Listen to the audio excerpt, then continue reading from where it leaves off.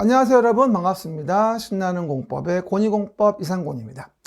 오늘 두 번째 시간인데요. 이 두 번째는 이제 우리 공법의 6가지 법에 대해서 어떤 흐름으로 구성이 되어 있는지 잠깐 보고요. 그리고 법마다 흐름하고 이제 용어에 대한 부분들, 앞으로 어떠한 신비의 세계가 펼쳐질지에 대한 부분에 흐름 잡는 시간을 좀 하겠습니다.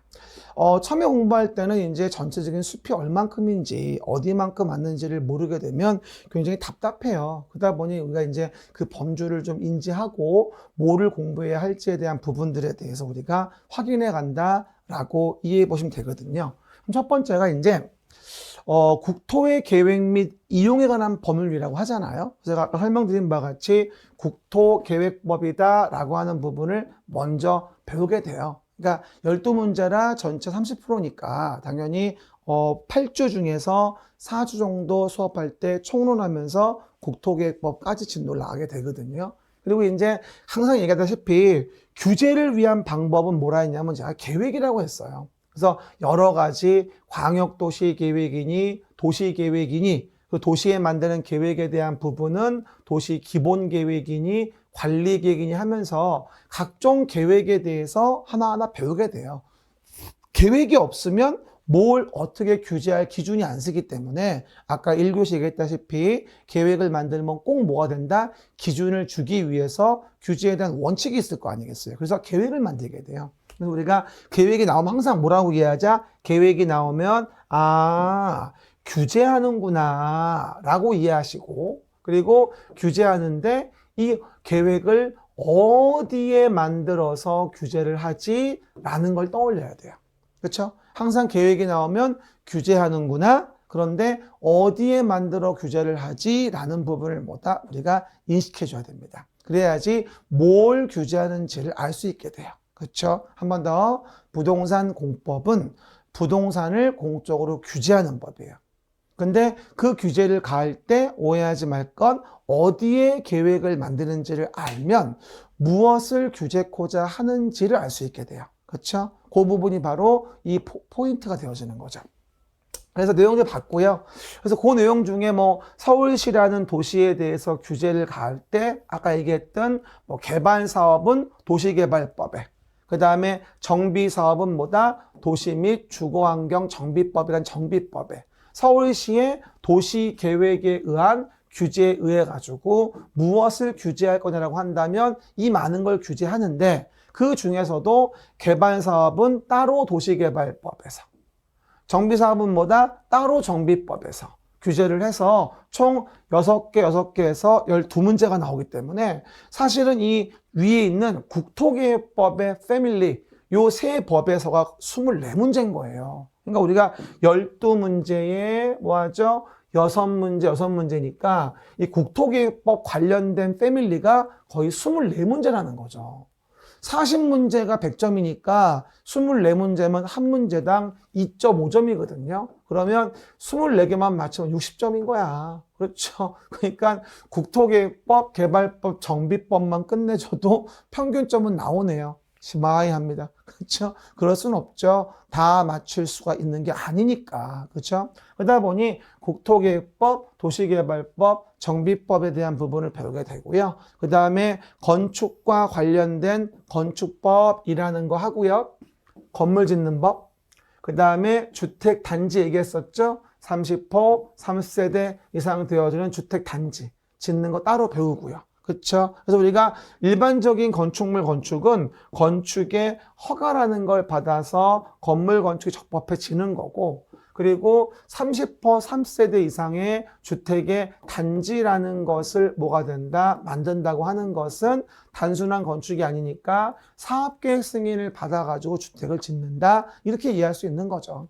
그리고 두 문제가 나오는 뭐다? 농지법에 대한 것은 아까 얘기했다시피 농지를 누가 소유하고 이용하고 보존할 수 있겠는가 관련된 부분에 두 문제를 정리하는 게 농지법이라고 이해하시면 돼요. 뭐라고요? 농지법. 시작. 농지법. 누가 농지를 소유, 이용, 보존하겠는가. 어쨌건 소유 제한이 농지법의 핵심이죠. 아무나 가질 수 없다는 거. 요번에 뭐 개정돼가지고 뭐 주말 체험 영농을 위해서 농지를 소유하는 경우는 이제 농업진흥지역에 밖에서만 가능하고 농업진흥지역 안에서 이제 안 되거든요. 규제가 좀 더 세졌어요, 아무래도. 나중에 농지법 얘기할 때 하나 얘기하겠습니다.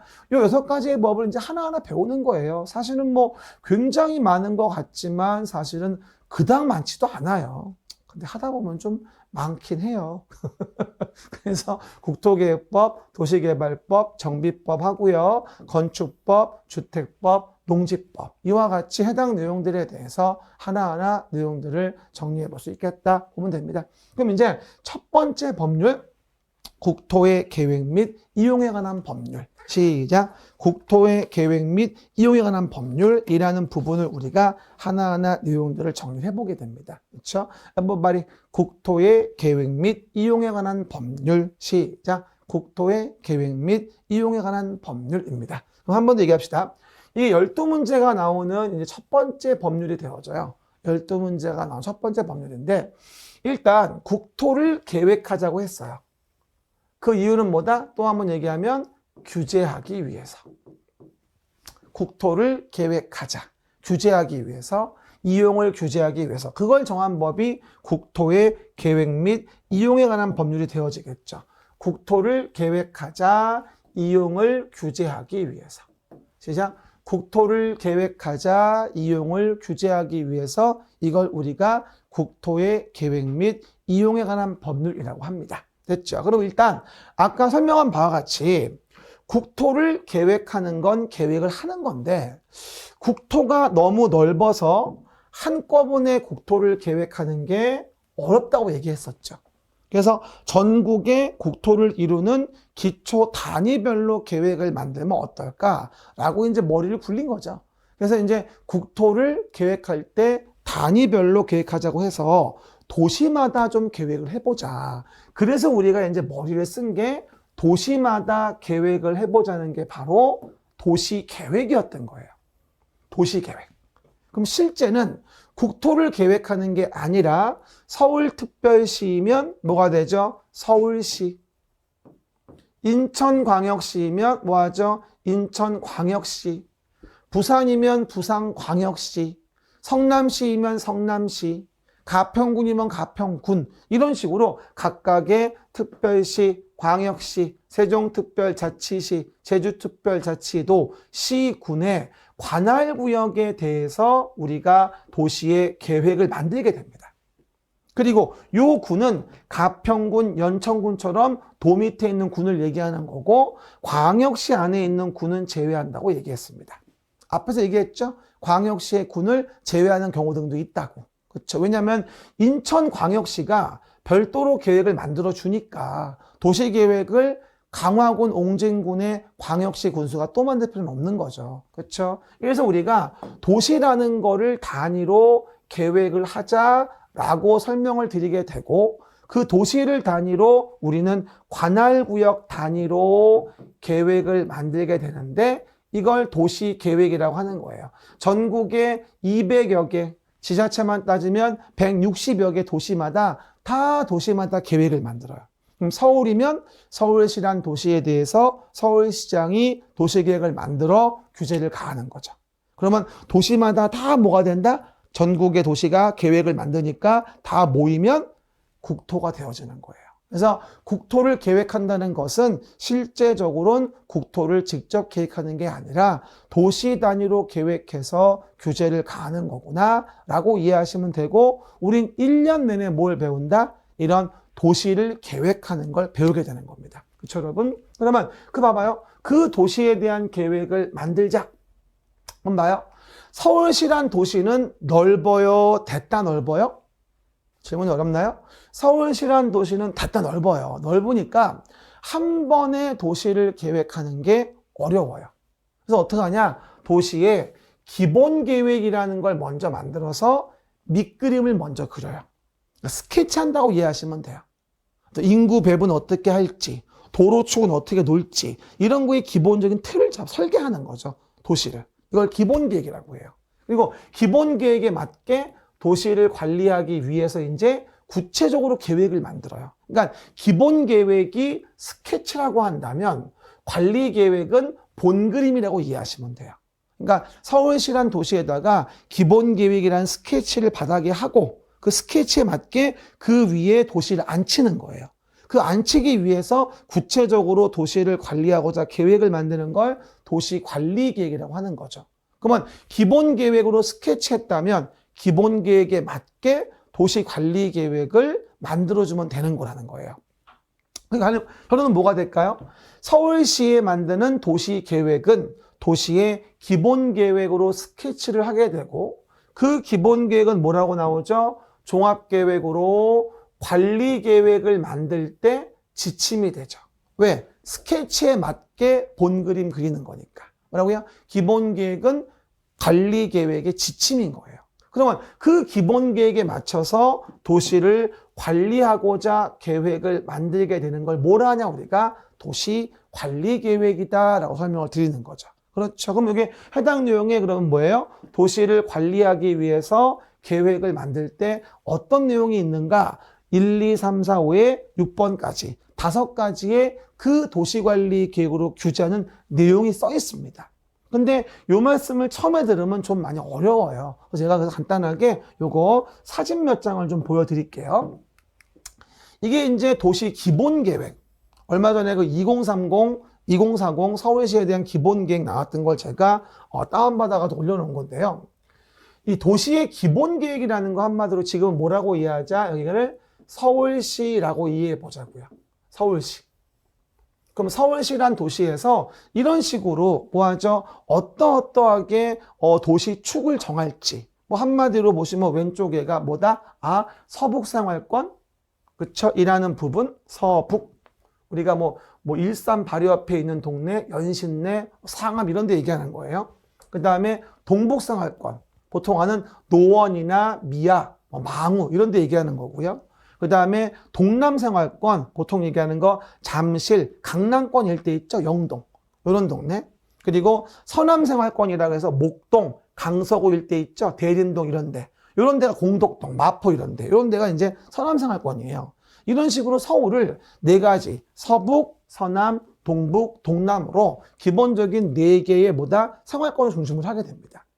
그 안에 이제 1도심에 5부도심에 11지역 중심으로 도시의 기본적인 축, 인구 배분, 그쵸? 이런 것들의 패턴을 정해주게 됩니다. 그럼 우리가 솔직히 얘기해서 기본적으로 보게 되면, 요런 이제 강남권 일대, 영동권 일대가 굉장히 인구가 많이 밀집돼 있고, 기반시설이 많이 확충돼 있잖아요. 근데 거기에 비해서 본다면 뭐가 되어지죠? 여기 동북권이라는 동네는 굉장히 많이 좀 낙후돼 있고 좀 지원도 많이 없고 옛날에 이런 말 하더라고요. 전철 같은 것만 봐도 이 영동권의 강남권 일대는 뭐가 된다? 우리가 집이 있으면 주변에 전철역이 서너 개씩 있는데 이렇게 동북으로 올라가게 되면은 서너 개는 고사하고 한 군데도 없는. 그렇죠. 그러다 보니 요런 나머지 동네에 대한 부분은 조금 우리가 동남권에 비하면 굉장히 좀 많이 개발도 안 되고 인프라 구축이 안 돼 있는 그런 상태를 알 수 있게 됩니다. 그래서 요즘에 서울시에서는 뭐라고 합니까? 이 동북권이나 서북권, 서남권 이런 부분을 이제 인프라 기반에서 구축한다고 얘기하지 않습니까? 그게 이제 도시 기본 계획을 만드는 거예요. 어떻게 이제 기본 방향으로 갈지. 요즘에 들어보니까 여기 강서구 일대에 서해안 고속도로 연결되는 거 있죠? 그쵸. 서해안 고속도로 연결되는 거. 그래가지고 지하화했더만 거기. 서부간선도로인가? 거기 지하화해가지고 생겼더만. 그런 것도 이제 지하화 구축을 하게 되고요. 상암동도 MBC 옮기면서 많이 개발됐잖아요. 이런 식으로 이제 균형을 맞추게 되는 것이죠. 여기만 집중돼 있던 것들을. 그렇죠. 이런 식으로 기본 틀 잡고 공간구조, 인구 배분 정하고 기반시설에 대한 관한 사항 등을 세팅해줘서 어떤 축으로 할지 기본 스토리를 잡아주는 게 바로 바로 도시 기본계획인 거예요. 그러면 이런 기본계획에 맞춰서 이제 뭐하죠? 도시를 관리하기 위해서 우리가 계획이라는 걸 만들게 됩니다. 그러면 기본계획의 축에 맞게 서울시라는 도시에서 서울을 관리하기 위해서 뭐하죠? 어떻게 규제를 하겠냐는 거죠. 아까는 뭐였어요? 기본계획으로 공간구조, 인구배분 등의 지침에 어떤 틀을 만들었다면 거기서 구체적으로 이렇게 실제 만드는 거는 도시관리계획인 거예요. 그러면 잘은 모르겠지만 대충 봐도 어디 볼까요? 이런 식으로 도로축이 쫙 나온 게 보여요. 이렇게 도로축이. 이런 식으로. 다리도 있고 이런 식으로. 그렇죠? 이런 식으로. 보이죠? 그러면 도로, 여기는 뭐다? 체육관, 뭐 공원, 이런 것들. 이와 같이 기반시설이라는 것을 뭐라고요? 도로 등의 기반시설을 실제적으로 뭐하자? 설치하자. 그리고 정비하자. 그리고 뭐하죠? 개량하자. 이런 것을 구체적으로 도시를 관리하고자 계획을 만들게. 아까 기본 계획의 지침대로, 그 라인대로. 그렇죠? 그럼 기본 계획은 이런 도시 관리 계획 만들기 위해 아까 앞에서 봤죠? 스케치에 불과한 거죠. 그렇죠? 그러면 이 기반시설을 어떻게 설치하고 정비하고 개량할지 이걸 이제 하나하나 배우는 게 바로 국토계획법의 첫 번째 절차인 도시관리계획의 내용이 되어지는 거예요. 첫 번째가 바로 기반시설의 설치, 정비, 개량인 거죠. 아마 3번에 써 있을 거예요. 도시관리계획 내용으로 본다면 우리 8페이지 오른쪽에 보시면. 그렇죠, 여러분? 이 내용들. 또 하나, 여기 보시면 대충 봐도 녹지 공간이 있죠. 녹지 공간. 이런 식으로 토지의 용도를 정해주는 제도가 있어요. 그러면 도시를 관리할 때 서울시장이 도시를 관리하고자 할 때 가장 관심 있게 가는 게 뭔지 아십니까? 정하는 게 토지의 용도를 뭘로 쓸지 그 토지의 용도를 정하게 되는데 그 토지의 용도를 우리 뭐라 하냐면 용도 지역이란 말을 써요. 8페이지 오른쪽 노란 색깔에 보시면 우리가 도시관리 계획의 1번의 용도 지역이란 말이 보일 거예요. 그러면 이 용도 지역은 앞으로 배우겠지만 도시 지역도 있고 관리 지역도 있고 농림 지역도 있고 자연환경 보전 지역도 있거든요. 그럼 우리가 보통 거주하는 곳은 대부분 도시 지역이에요. 인구와 산업이 밀집되어져 있는. 서울은 전체가 도시 지역이에요, 사실은요. 그렇죠. 그럼 이와 같이 도시 지역이 있고 도시 지역 안엔 또 다시 뭐가 되어 있냐? 이 안에는 주거 지역이니 상업 지역이니 공업 지역이니 녹지 지역이니 이런 식으로 다시 또 분리가 되어져요. 나중에 좀 이따가 제가 또 용어 볼 때 다시 말씀을 드릴 거예요. 지금은 뭔지만 이해하세요. 그러면 서울시에서는 서울시장이 도시를 관리하기 위해서 계획을 만들어 용도 지역이라는 걸 정해서 토지 이용 행위를 규제하겠다는 얘기예요. 그럼 우리는 도시 지역에 주거 지역에 토지가 있으면 집을 질 수 있는 거고 도시 지역에 여기 중구 명동처럼 상업 지역에 땅이 있다고 한다면 아주 마천루처럼 높은 건물도 질 수 있는 거고 꽉 채워질 수도 있는 거고 그 다음에 공업 지역인 도시 지역이라고 한다면 공장 질 수 있는 거고 여기 남산처럼 녹지 지역인 도시 지역이라고 한다면 건물 못 짓고 나무만 심으라고 하는 거죠. 이런 식으로 내 토지가 무슨 용도 지역이냐라는 걸 정하는 게 바로 서울시의 도시관리계획의 아주 중요한 첫 번째 내용이 되어지는 거예요. 그렇죠? 그러다 보니 용도 지역이 뭐냐는 것은 내 개개인 재산 가치에 현저한 영향을 주는, 지대한 영향을 주는 뭐다? 내용이 되어지는 거죠. 대부분의 중개사 수험생분들이 이제 뭐 언배던배 들은 내용만 가지고 아 이런가 보다 했는데 이 원리를 듣고 나면 야 서울시에서 만드는 도시를 관리하고자 만드는 계획이 정말 내 재산가치 형성에 중요하구나라는 걸 나중에 보통 인지를 하게 됩니다. 우리 도시관리계획 모르고는 중개업을 할 수가 없어요. 그래서 꼭 좀 인식해 주시면서 우리가 확인해 줄 내용이 있고요. 앞으로 이제 하나하나 설명을 드릴 내용들이에요. 하지만 우리가 관리지역이니 농림지역이니 자연환경 보전지역은 도시지역이 아닌 용도지역이기 때문에 관농자의 도시 외의 지역은 토지 이용이 거의 어려운 땅들이에요. 알겠습니까? 뭐 녹지는 도시지만 주상공의 어떤 숨통을 넓히기 위해서 필요한 녹지인 거고 관농자는 말 그대로 보전을 위한 거거든요. 도시 외의 지역은. 나중에 또 자세히 말씀을 드릴 겁니다. 그리고 보시는 바와 같이 뭐 이런 동네가 뭐 주거지역일 때 아니겠습니까? 이렇게 주거지역일 때. 그러면 아파트도 지어져 있고 무슨 뭐 여긴 상업지역일 때 뭐 상가 같은 것도 있고 뭐 이런 식으로 동네가 계획이 되는 거예요. 그러니까 여러분이 상업지냐 뭐 주거지냐 뭐냐 이런 식으로 우리가 알게 되고 거기서 어떤 규제를 받는지를 알게 되는 거란 얘기죠. 다 뭘로 하는 거다? 서울시에 대해서 서울시장이 도시를 관리하고자 계획을 만들어 규제를 가하는 거다. 솔직히 말하죠. 요 박스 안에 있는 도시관리계획 있지? 이걸 공부하는 게 솔직히 우리 1년 동안의 공부량이에요.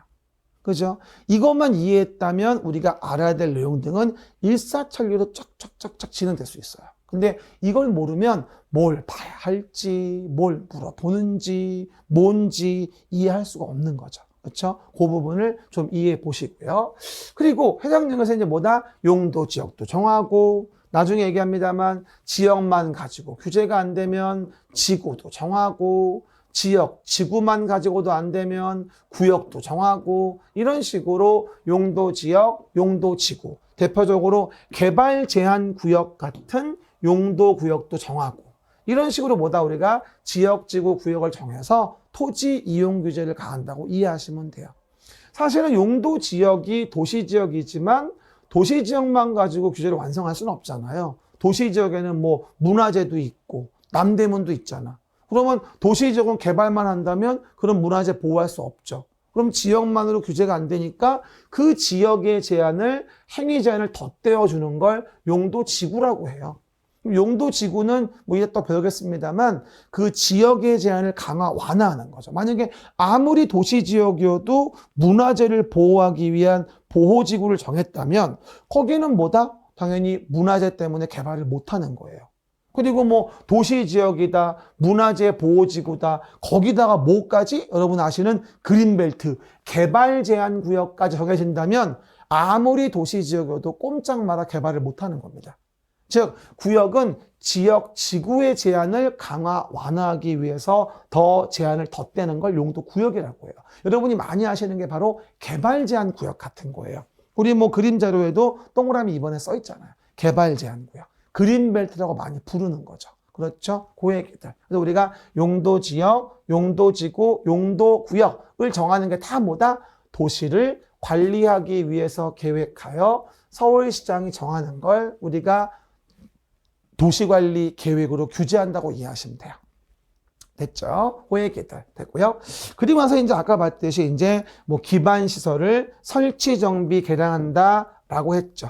도시관리 계획으로 계획해 규제. 그럼 봐봐요. 만약에 내 토지가 여기 있었어요. 내 토지 여기 있었어요. A. 그러면 내 토지가 도로가 된답니다. 그럼 여러분 같으면 아무 계획상 규제가 없는데 내 토지를 순수하게 사업을 진행한다는 놈한테 싸게 내줄 리가 있을까요? 아니면 비싸게 돈 받아 먹으려고 할까요? 당연히 내 토지를 도로로 내준다고 한다면 살 놈이 꼭 사야 되니까 비싸게 값을 부르겠죠. 그럼 그럴 때 그런 도로를 뭐 하죠? 협의해 사가지고 사업을 하기는 어려워요. 그러다 보니 도시관리계획이라는 걸로 계획을 해서 규제를 가해가지고 그 계획으로 규제를 가해서 이 토지 등을 협의에 취득이 안 되면 강제로 뺏어다가 설치할 수 있어요. 그 강제로 뺏어다가 하는 걸 강제 취득인 수용이란 말을 써요. 아마 들어봤을 거예요. 사회생활 하다가. 그러면 그 수용에 대한 부분이 이루어지는 것도 다 뭐다? 이런 근거가 있어서 계획으로 규제를 가해서 가능한 거지 아무렇게나 할 수 있는 건 아니라는 거죠. 그래서 보시는 바와 같이 계획에 대한 부분으로 기반시설을 설치하고 정비하고 개량을 하게 된다라고 설명을 드리게 되는 겁니다. 그렇죠? 그리고 네 번째 보시는 바와 같이 여기 뭐야 나옵니까? 여기 산 밑에 이런 식으로 필지를 보면 아주 보면 산 밑에 녹지였을 것 같은 공간이 지금 새로운 신도시로 만들어진 것 같은 느낌이 들죠. 그러면 이렇게 새로 신도시를 만드는 사업을 진행하기도 하는데 이렇게 신도시를 만드는 사업을 우리 뭐라 부른다? 이걸 바로 우리가 도시 개발 사업이다라는 말을 쓰게 되는 거예요. 보통 이와 같이 산 구릉지 밑에서 필지구에 깔끔하게 뭐다 정리해 주면서 새로운 단지와 시가지를 만들게 되는데 우리 이걸 뭐라 하냐면 도시 개발 사업이다라는 말을 쓰게 됩니다. 무슨 사업? 도시 개발 사업. 시작. 도시 개발 사업. 이란 설명을 쓰게 되겠죠. 그러면 신도시를 만드는 개발 사업 하는 것도 도시관리 계획으로 계획하여 하는 거고 요거는 바로 도시개발법에 따로 규정이 되어 있는 거예요. 그렇죠? 그리고 요 개발 사업이 이루어지는 부분에 대한 것이 우리 서울로 본다면 아시다시피 뭐 송파, 그죠? 위례 쪽, 위례 신도시 있죠? 요런 동네. 또는 뭐 우리 마곡지구, 강서구, 아까 서남권의 마곡지구 있죠? 이런 동네에 대한 부분에 대한 것이 다 뭐다? 신도시 만드는 개발 사업 등이 이루어진 곳이라고 이해하시면 돼요. 근데 이번 정부에서 이런 신규 택지를 별로 만들지 않아가지고, 그쵸? 정책이 안 맞아가지고선 택지 공급이 안 되다 보니까 집값이 나중에 정권 말기에 확 올라간 거다. 이런 말도 많이 하잖아요. 그래가지고 이제 3기 신도시 도입하니 뭐니 이러면서 이제 들어오기 시작한 게 남양주 왕숙 있는 데하고 뭐 고양 창릉지구하고 인턴 테크노밸리 하남 교산지구. 이게 처음에 찍었던 데고 요즘 새로 들어온 게 이게 의왕, 군포, 안산 쪽의 동네 규모. 이렇게 이제 몇 군데 들어온 거지 않습니까? 그죠? 확실히 이게요, 택지 개발을 시키는 개발 사업 같은 거는 일시에 빠른 시간 내에 끝낼 수 있는 것이 아니기 때문에 정책 기조에 맞게 적당한 양들은 계속 만들어줘야 돼요. 그래야지 우리가 핵가족화가 진행되어지면서 주택이 부족한 부분에 대한 거를 보충할 수 있는 건데 너무 좀 릴렉스한 것 같아요. 근데 지금 또 이제 택지 공급한다고 신도시 개발한다고 하고 GTX, ABC 같은 거 만든다고 하지 않습니까? D까지. 그래서 여러 가지 이제 인프라 구축이 되어지면서 점점 우리가 도시를 지금 만들어가고 있는 중이에요. 이해되죠? 봐봐요. 그리고 그 8페이지 그림책의 오른쪽에 보시면 4번에 정비사업의 계획이라는 말이 보일 거예요. 뭐라고요? 정비사업. 그럼 봐봐요. 이렇게 이 동네에서 기존에 주택가가 있었어요. 보시는 바와 같이 뭐다? 노후하고 불량해진 건물들이 많이 있어요. 그러면 노후하고 불량해진 건물은 우리는 뭐 해야 되냐? 가만 놔두면 부서지니까 얘를 철거하고 새로운 건물을 짓게 돼요. 두꺼 봐. 헌집 줄 테니까 새 집을 주겠니? 라고 하는 진행하는 사업을 우리는 뭐라 하냐면 정비 사업이란 말을 쓰게 되는 거죠. 그래가지고 우리 뭐 강남 쪽에 재개발, 재건축, 뭐 강북 쪽에 주거환경 개선 사업과 재개발 뭐 이런 것들에 대한 부분을 하지 않습니까? 노후불량 건축물 개량 이런 정비 사업이 이루어지는 것도 뭐다? 사실은 다 이게 도시 관리 계획에 의해서 우리가 이루어지는 사업이라고 이해하시면 되거든요. 그러면 다 뭐다? 서울시 안에서 이루어지는 내용은 서울시의 도시관리 계획으로 계획해서 진행을 하게 되는 거예요. 이거 봐봐. 어느 정도 서울시의 모습이 갖춰졌죠. 그쵸? 이게 뭘로 하는 거다? 도시 기본계획에 지침받아서 도시를 관리하고자 하는 계획으로 계획하여 이렇게 세팅을 하는 거라고요. 이게 바로 도시관리 계획이에요. 이거를 1년 내내 우리가 배운다 이 얘기예요. 알겠죠? 그 얘기들. 그래서 보시는 바와 같이 이루어지게 되고 또 마지막 6번에 써져 있는 입지 규제 최소 구역은 그 입지 규제 최소 구역도 용도 구역 중에 하나입니다. 2번에 있는 개발 제한 구역처럼. 그래서 입지하는데 규제를 최소화하게 한 구역을 정해서 도시지역의 복합적인 토지이용 증진하기 위해서 정하는 구역이 있는데 그것도 용도 구역이에요. 보시는 바 정리하면 도시를 관리하고자 계획을 만들자. 그러면 이와 같이 용도 지역, 용도 지구를 정하자. 행위 제한을 가하려고 토지 이용에 대해서. 그 다음에 개발 제한 구역 등의 용도 구역을 정하자. 그 다음에 기반 시설을 설치, 정비, 개량하기 위해서 계획을 만들어 규제하자. 그러면 그 뭐다? 만들어진 도로에 대한 부분은 뭐라 이해할 수 있다? 그러면 도시 계획 시설이라 할 수 있겠다. 왜? 도시관리 계획으로 계획하여 결정됐으니까 뭐다? 그 기반시설이 뭐야? 곧 도시계획시설인 거지. 계획하여 결정했다 이 얘기야. 해봐봐. 도시계획시설 시작. 도시계획시설 계획하여 결정했다 이 얘기지. 그러면 그 도시계획서를 설치하기 위해서 사업을 진행하는 걸 뭐라 하냐면 우리가 도시계획 시설사업이란 말을 쓰게 됩니다. 도시계획 시설사업. 시작. 도시계획 시설사업. 그리고 해당 내용에서 개발사업도 하고 정비사업도 하고 그렇죠. 진행하죠. 근데 한 가지 말씀 안 드린 게 있죠. 지구단위 계획이라고. 지구단위 계획이 뭐냐면 이런 얘기예요. 말 나온 게 마저 합시다. 이 정비사업이 이루어져요. 예를 들어 강남 일대에서 재개발, 재건축이 이루어진다 가정을 합시다.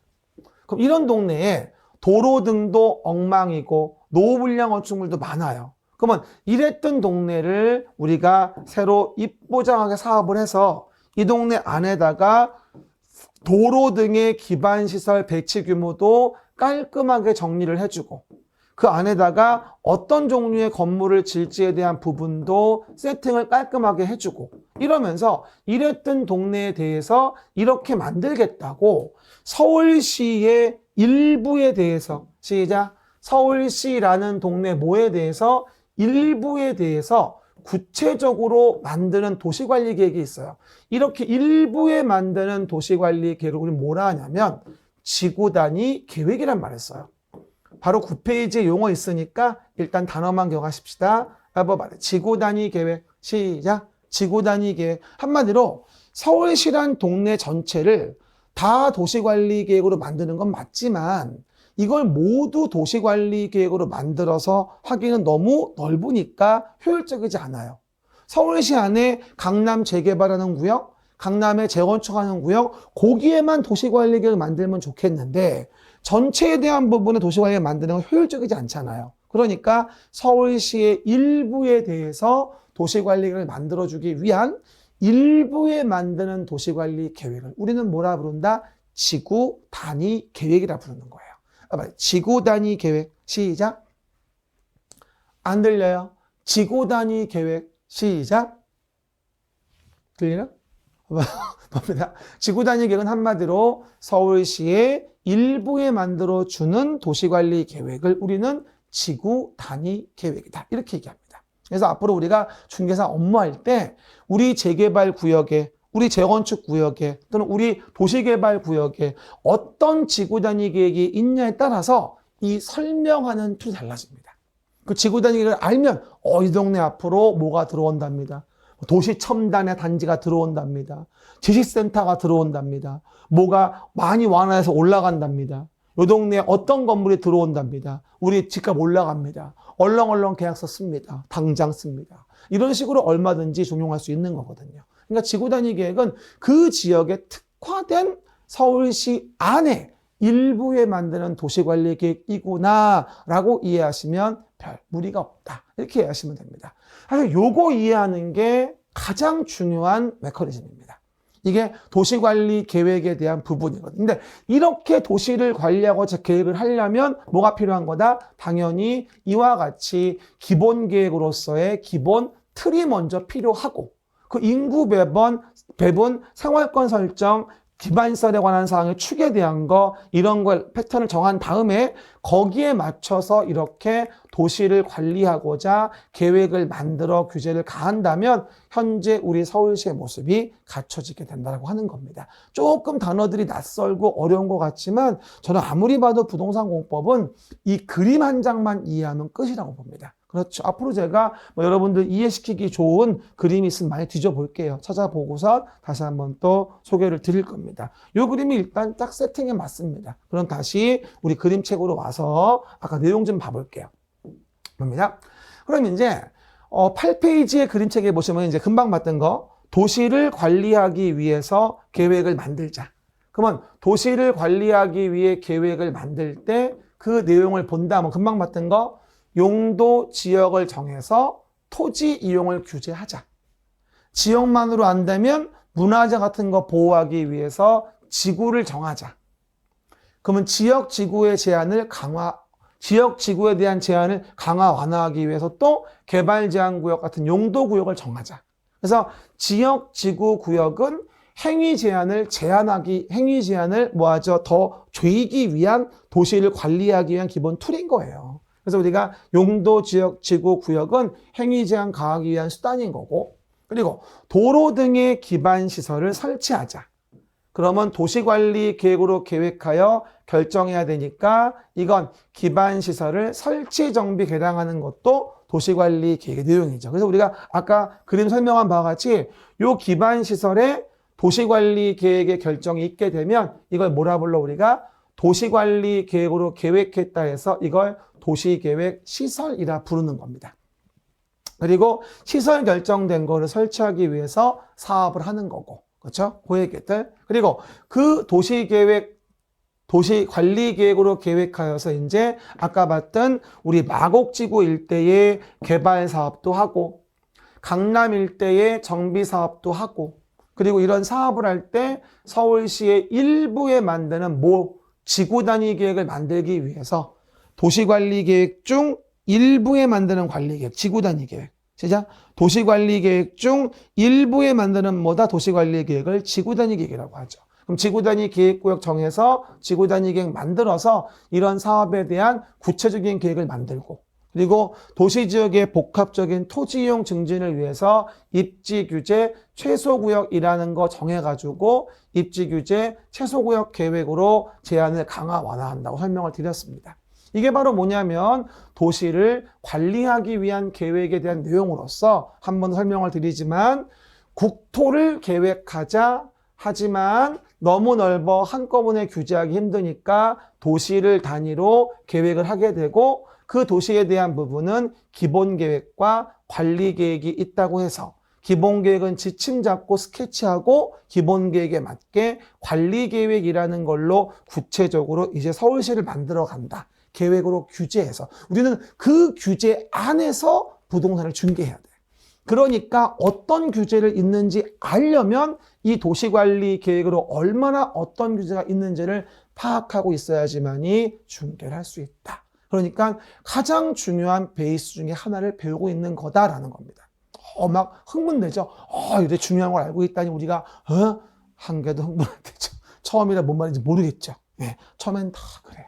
하다 보면 되니까 너무 속상해하지 말고요. 그 얘기다.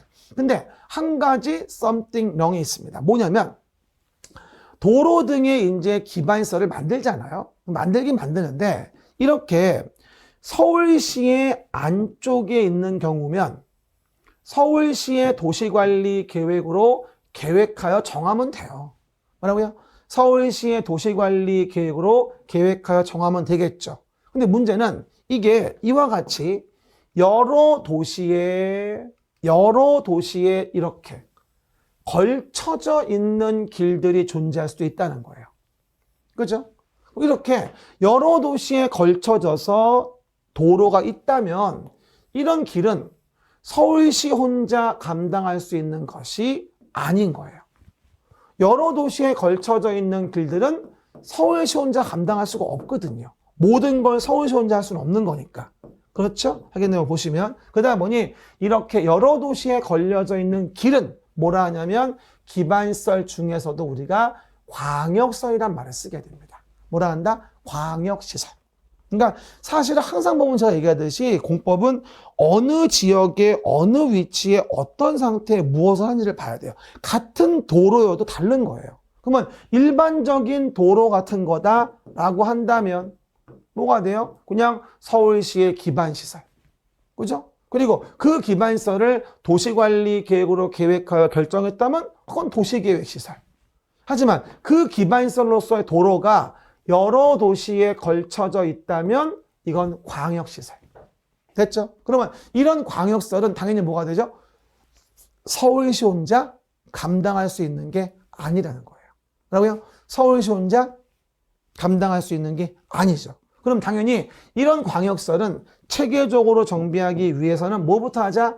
광역계획권. 요걸 묶어서 광역계획권이라는 걸로 먼저 잡아주자 이 얘기야. 광역계획권으로. 그리고 그 광역계획권 정해진 곳에 장기발전 방향을 제시하기 위해서 광역도시 계획이라는 걸 만들어주자. 이게 바로 광역도시 계획이에요. 여러분 읽을 때 잘 읽어야 돼요. 광역도시계획 이렇게 읽으면 안 돼요. 뭐라고 읽어야 돼? 광역도시계획 이렇게 읽어야 돼요. 그렇죠. 그래서 광역도시계획은 제가 일부러 색깔도 다르게 했습니다. 광역도시계획은 파란색이고 도시계획은 노란색이에요.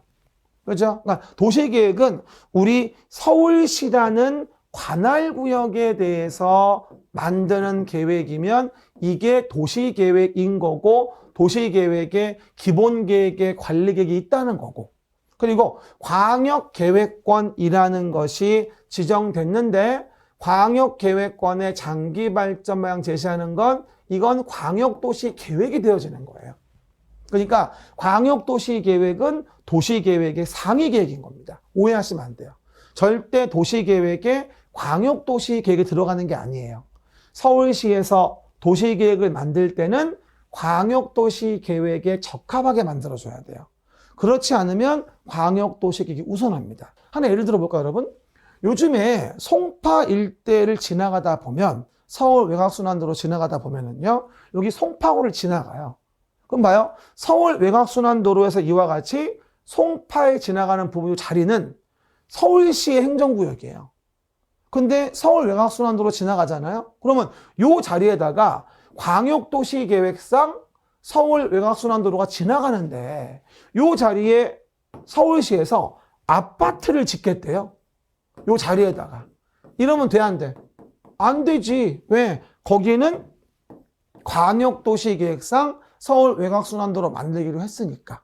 그럼 당연히 뭐가 돼요? 서울시의 도시계획은 광역도시계획에 부합해야 되고, 그렇지 않으면 광역도시계획이 우선한다는 거예요. 그렇죠? 이렇게 안정해 놓으면 각각의 행정청마다 자기 계획이 앞선다고 계속 골질하면서 행정청끼리도 소송을 제기하면서 사업이 지연되는 문제가 생기거든요. 그래서 우리 법은 항상 따라해봐요. 아래에 있는 계획은 위에 있는 계획에 적합하게 해줘야 되고, 그렇지 않으면 위에 있는 계획이 우선합니다 라고 보통 조문들이 어디 가나 그렇게 언급이 돼 있어요. 아래에 있는 계획은 위에 있는 계획에 적합하게 해줘라. 그렇지 않으면 위에 있는 계획이 우선한다. 보통 이렇게 설명을 드리게 되겠죠. 그렇죠? 해당 내용들 정리해 보시면 그렇게 이해해 볼 수 있을 겁니다. 그럼 봐봐요. 도시계획이라는 거 위에 광역도시계획이 있는 거고, 거기에 맞춰서 도시계획을 관할구역에 서울시에서 만들어주면 되겠죠. 그러니까 당연히 뭐라고 나와? 도시관리계획 나올 때 도시관리계획은 광역도시계획 그리고 어디 도시기본계획에 부합해야 한다고 나오잖아. 상위계획이니까. 그리고 항상 계획이 나오면 광역도시계획부터 어디에 위치하는지, 광역계획권에 만들면 광역도시계획, 서울시라는 관할구역에 만들면 도시계획, 서울시 안에 강남의 일부, 서울의 일부에 만들면 지구단위 계획인 거죠. 그렇죠? 한 번 더. 광역계획권에 만들면 광역도시계획, 서울시란 도시에 만들면 도시계획, 서울시 일부인 강남에 만들면 지구단위 계획. 이런 식으로 계획의 이제 범주가 구체화된다고 이해하시면 돼요. 그 중에서도 가장 넓은 곳에 대해서 만드는 계획이 뭐냐면 바로 국가계획이에요. 국가계획. 전국 단위로 만드는 거. 그렇죠? 그래서 뭐라고 나오죠? 중앙행정기관이 법률에 따라 수립을 하거나 국가의 정책적 목적 달성을 위해서 수립하는 계획으로 우리 도시계획과 관련이 있을 때 이걸 국가계획이라고 해요. 그럼 봐봐요. 전국 단위로 정부에서 MB정부 때 4대강 보호사업을 했었어요. 그럼 한강도 중요한 4대강으로서 4대강 보호사업의 국가계획으로 이루어졌거든요. 그러면 그 국가계획에 부합하게 광역도시계획이든 그 밑에 도시계획이든 만들어줘야죠. 4대강보 국가계획으로 사업하는데 그 자리에다가 광역도시계획상 외곽순환도로 만들겠다, 그 자리에다가 도시계획상 아파트 지겠다 이러면 안 되죠. 그래서 국가계획에 부합하게 국가가 해봐. 크게 국가계획 그리고 광역도시계획 그리고 도시계획 그리고 지구단위계획 이런 식으로 계획을 만드는 범주가 점점 구체적으로 바뀌고 있구나 이걸 얘기하는 거죠. 한 번 더. 국가계획, 광역도시계획, 도시계획, 지구단위계획 하고 있는 거예요. 해보세요. 그리고 항상 얘기하죠. 국가계획은 부동산과 관련된 것이기 때문에 당연히 뭐다? 국가계획 나오면 그 담당의 권한은 국장한테 있다. 부동산 관련된 국가 의사표시는 누가 하는 거니까? 국장이 하는 거니까. 뭐라고요? 부동산 관련된 국가 의사표시는 누가 하는 거니까? 국가가 하는 거니까. 알겠습니까? 라고 해당 내용 등을 국장이라고 이해하시면 됩니다. 앞으로 우리가 국토계획법이건 모험법이건 부동산 관련된 법을 배울 때는요. 국가가 뭘 한다고 나오면 국장이다. 이렇게 이해해도 별 무리가 없어요. 알겠습니까? 부동산 관련된 국가의 의사표시는 누가 한다? 국토교통부 장관. 짧게 얘기할 때 앞으로 제가 국장이라고 할 거예요. 아까 1교시 배웠죠? 환경과 관련된 부분은 환경부 장관이잖아요. 짧게 말하면 앞으로 환장이라고 할 거예요. 알았죠? 국장. 국토교통부 장관입니다. 이래서 우리가 국토 전체에 대한 부분에 대해서 우리가 국토의 계획 및 이용에 관한 법률에 대한 부분의 계획의 지위에 대한 것과 흐름에 대한 부분을 얘기했고요. 굉장히 중요한 부분이에요. 그렇죠? 그 얘기들 확인해 보시면 되겠죠. 그리고 오해하지 말게 이제 마지막으로 개발행위 허가와 관련된 부분이 이제 언급이 되어지는데요. 이 개발행위 허가에 대한 부분에 대해서는 몇 가지만 좀 간단히 말씀을 드릴게요. 이게 구조적으로 좀 뭔 좀 아셔야 되는데, 아까 제가 이제 사진 보여드리면서 설명을 드렸잖아요. 그럼 봐봐요.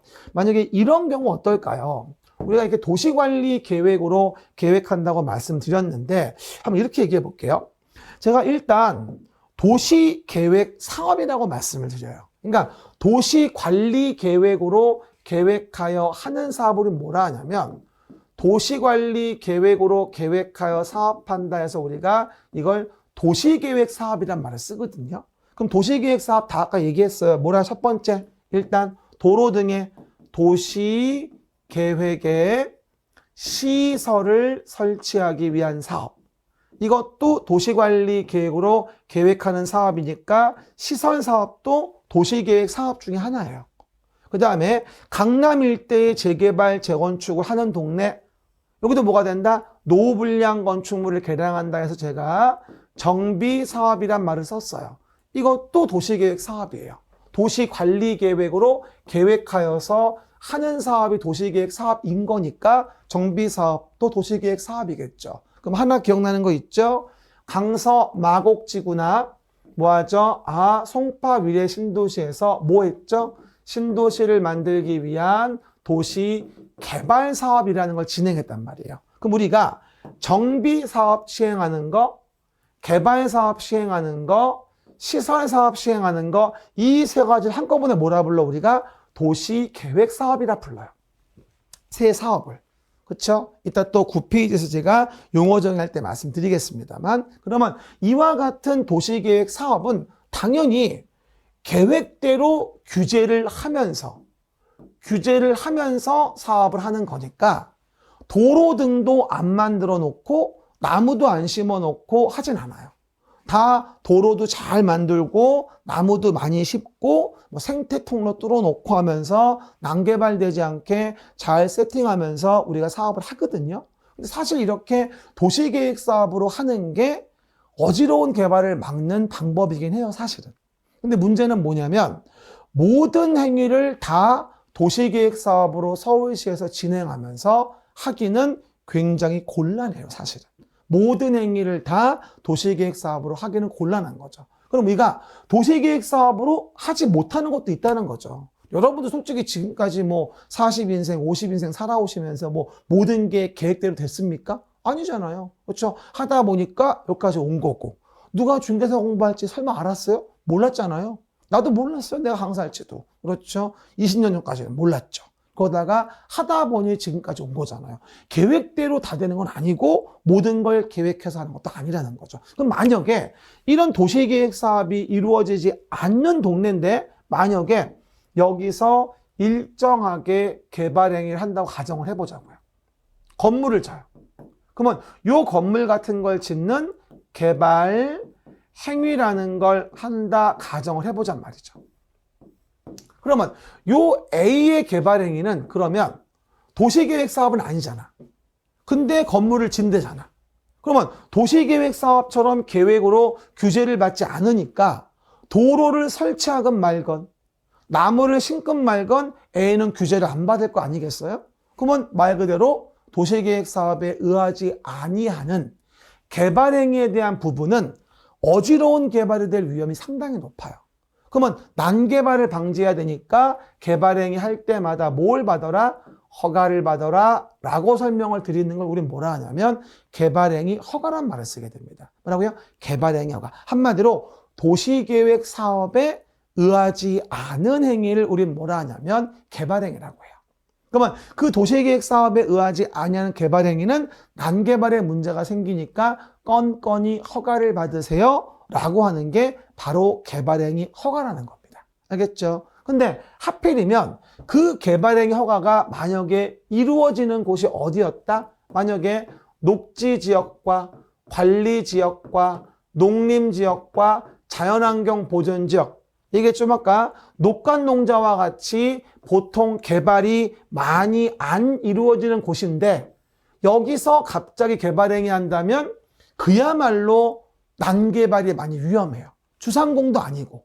그러면 녹간농자 일대에서 개발행위 한다면 그래서 우리는 뭐라고 하냐면 혹시 모를 난개발을 방지하기 위해서 이 동네에 난개발 방지를 위한 기준을 제시하기 위해서 성장관리 계획을 만들기 위한 성장관리 계획구역을 정해놓고 성장관리 계획대로 뭐하라?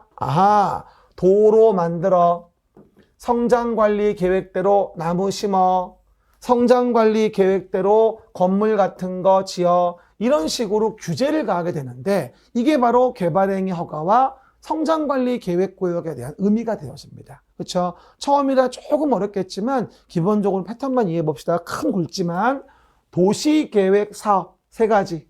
도시계획의 시설사업, 도시개발사업, 정비사업이 있어요. 그러면 이런 도시계획 사업은 계획대로 규제를 가하니까 난개발이 안 생기겠지만 그 도시계획 사업에 의하지 아니하고 하는 요 A의 개발행위 같은 경우는 난개발될 위험이 커요. 계획상 규제를 가하는 게 아니라 그래서 요 A의 개발행위 할 때는 건건히 허가를 받는데 특히나 개발이 많이 이루어지지 않았던 동네인 녹간농자 일대에는 뭐가 된다?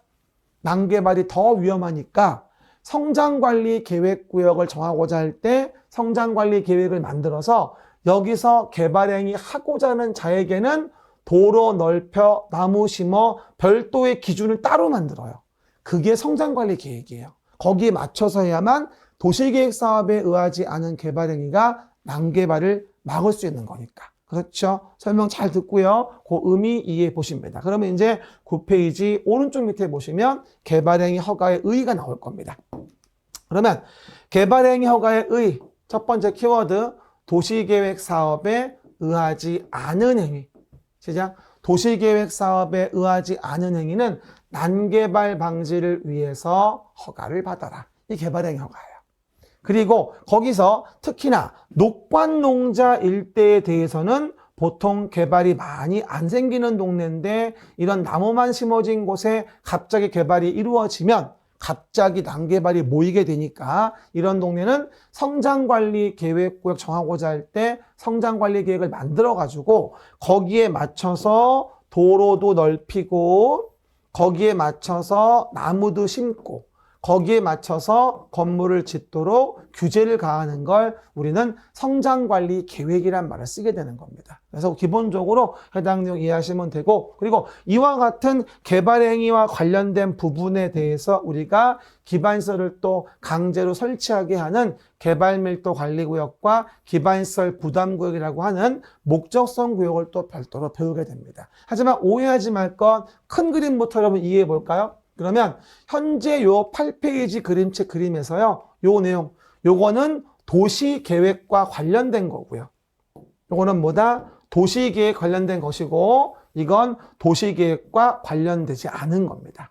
요 두 가지는 다른 내용이니까 그 섹터를 혼동하지 말고 라인을 잡아주면 되겠습니다. 됐죠? 그럼 다음 페이지 용어 몇 개 보고 싶도록 하죠. 그럼 이제 우리가 지금까지 제가 사진 보여주면서 하나하나 설명을 드린 국토계획법의 용어와 관련된 부분이 언급이 되어집니다. 그럼 아까 얘기했던 거 서울시의 일부에 만드는 계획 뭐라 한다? 지구단위 계획.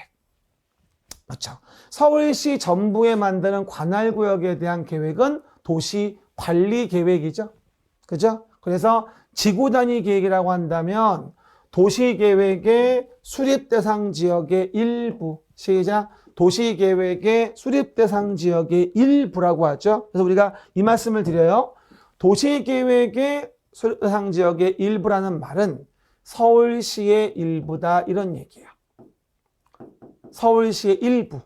아까 정비사업할 때 일부에 만드는 관리계획 기억나죠? 일부에 대해 토지 이용을 합리화하고 기능을 증진시키며 미관을 개선하고 양호한 환경 확보한다. 그 지역을 체계적 계획적으로 관리하기 위해 수립하는 봐봐요. 도시군 관리계획의 내용 중 지구단위 계획이 있는 거예요. 그래서 도시계획 수립 대상 지역의 일부에 대해 수립하는 계획. 이걸 뭐라 한다? 우리가 지구 단위 계획이라고 하는 거죠. 그리고 내용에서 그 용도 지역과 지구와 구역도 정해서 토지 이용을 규제한다고 설명을 드렸었죠, 아까? 그러면 용도 지역의 정의는 뭐다? 아까처럼 도시지역, 관리지역, 농림지역, 자연환경 보전지역에 도관, 농자가 있는데요. 자세한 건 뒤에 가서 얘기하지만 토지 이용 규제를 위해서 서로 중복되지 아니하게 시작. 서로 중복되지 아니하게 도시 관리 계획으로 결정된 지역을 우리는 용도 지역이라고 하고, 그리고 용도 지구는 지역의 제한을 강화 완화하기 위해서 시작. 지역의 제한을 강화 완화하기 위해서 지구를 정해. 아까 기억나시죠? 동네가 도시지역이었는데 문화재를 보호할 방법이 없다. 도시지역은 문화재 보호 목적이 없으니까. 그럼 여기는 용도 지구를 별도로 정해서 문화재를 보호하기 위한 지구를 덧대게 됩니다. 이걸 용도 지구라고 하죠. 지역만으로 규제가 완성이 어려우니까. 그럼 용도 구역은 뭘까요? 용도 구역은 우리가 지역 지구라는 것을 정했는데 지역 지구만으로도 규제 완성이 어려우면 거기다가 용도 구역이라는 걸 정한다는 얘기예요. 그래서 우리가 용도 지역하고 지구가 존재했고 그 용도 지역 지구에 불구하고 개발 제한 구역 같이 용도 구역을 더 정해서 3차적인 규제를 더 가한다는 얘기예요.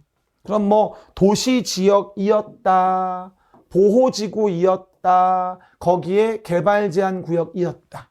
그럼 이 부분은 뭐다? 개발 제한 구역 규제가 더 받는 거죠. 그러니까 사실은 이용 규제가 굉장히 심해지는 거라고 이해하시면 되겠죠. 그리고 중복되지 않게 하라는 말은 뭐라고요? 중복되지 않게 하라는 말은 유일하게 뭐다? 용도 지역만 중복되지 아니하게니까 나머지는 중복 규제는 없어요. 그렇죠?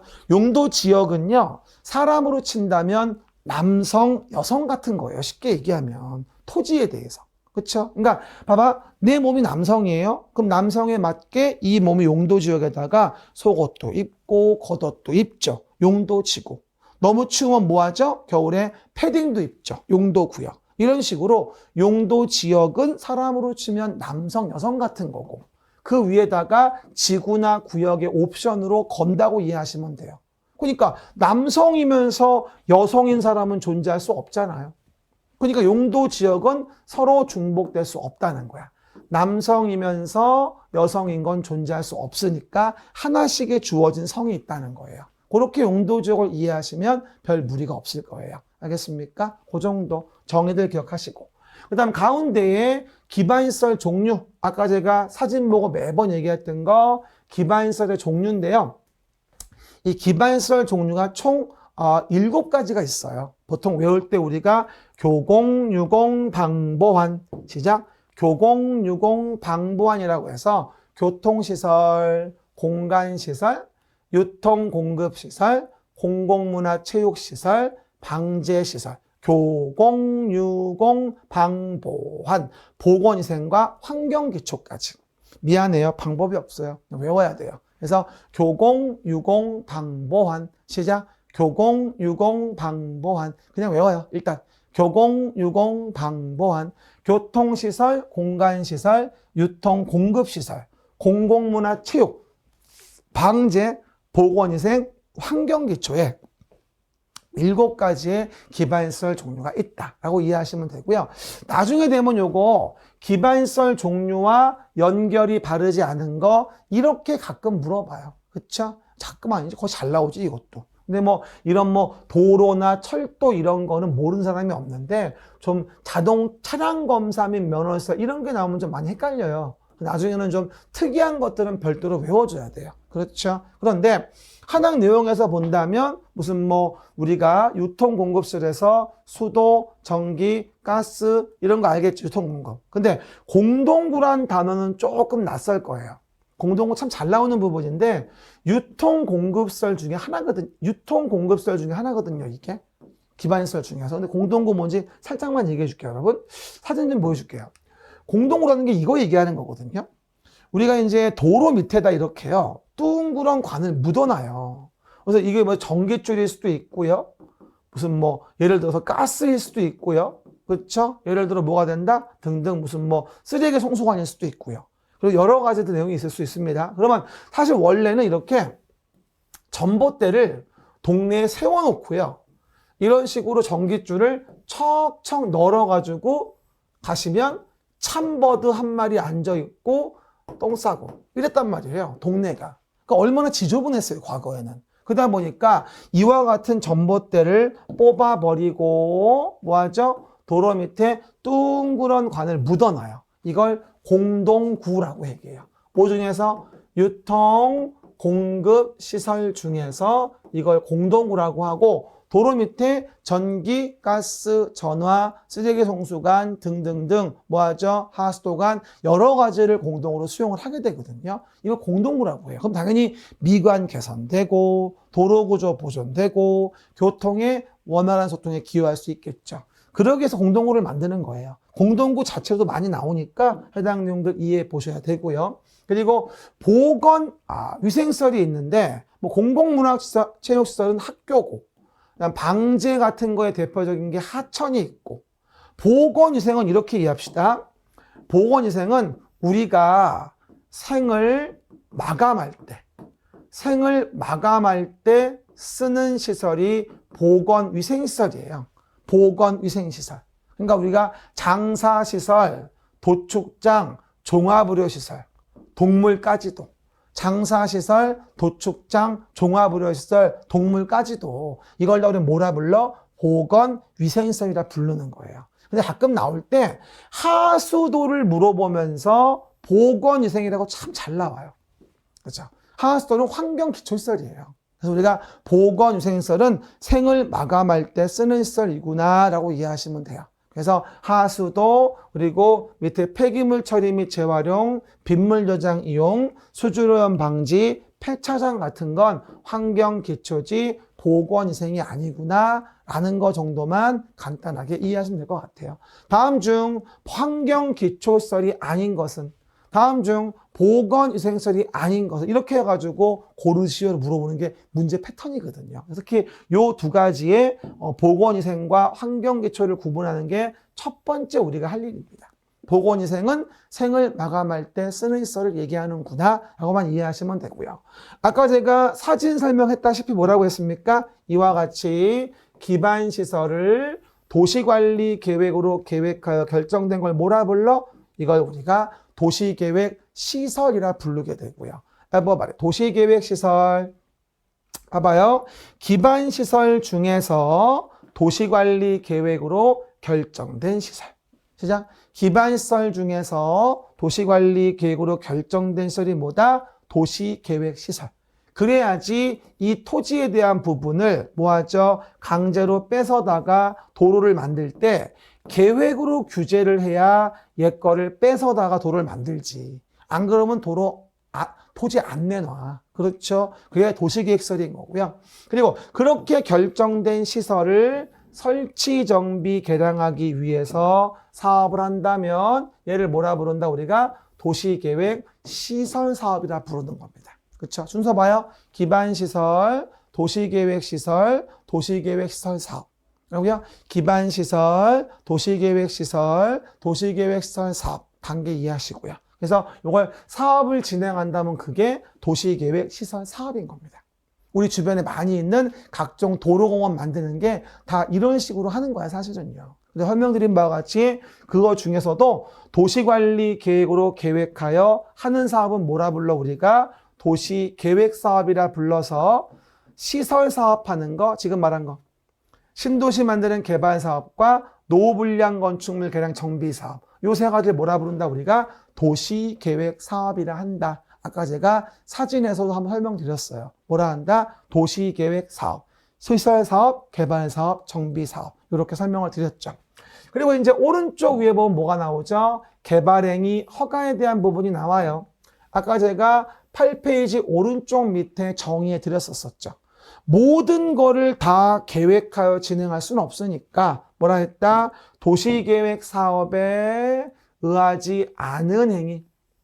시작. 도시계획 사업에 의하지 않은 행위는 난개발을 방지하기 위해서 별도로 허가를 받아라. 이게 개발행위 허가. 그죠? 그리고 특광, 특시, 특도시군의 허가를 받는데 특별시, 광역시, 특별자치시, 특별자치도, 시군. 짧게 말해서 특광, 특시, 특도시군으로 약속해요, 우리. 알았죠? 호액이. 그리고 그 동네에서 성장관리 계획을 만들어서 난개발을 맞는 기준을 제시한다.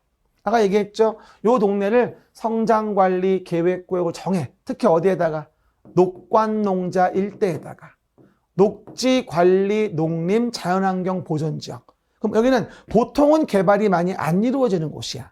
그런데 도시계획 사업도 아닌데 여기서 개발행위 한대. 그러면 아무래도 환경 위에도 우려가 되고 난개발의 우려가 돼. 그럼 성장관리 계획구역 정하고자 할 때 먼저 난개발 방지를 위해서 수립하는 계획이 성장관리 계획이고 그 계획에 맞게 A는 도로도 넓혀줘야 되고 그 계획에 맞게 A는 나무도 심어줘야 돼. 그래야 난개발을 막을 수 있다는 거거든. 이게 성장관리 계획. 왼쪽에 노란색하고 다르니까 이거 섞으면 안 돼. 다른 내용이라는 거. 도시계획 사업에 의하지 않은 행위. 얘기하는 부분이겠죠. 그리고 개발행위 허가할 때 목적성 구역으로 우리는 개발밀도 관리구역과 기반시설 부담구역에 목적성 구역이 있다고 설명을 드리게 됩니다. 이건 또 다음 시간에 연결해 설명을 드리겠습니다. 여러분 수고하셨고요. 다음 시간 또 만나 뵙겠습니다. 감사합니다.